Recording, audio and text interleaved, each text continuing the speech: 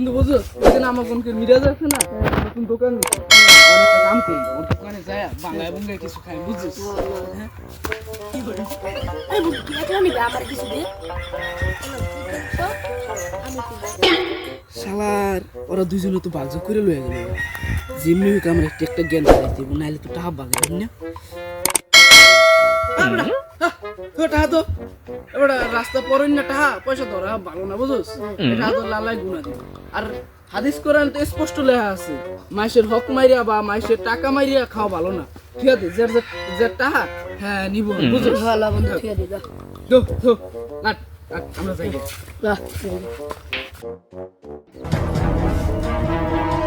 আলার বালার বল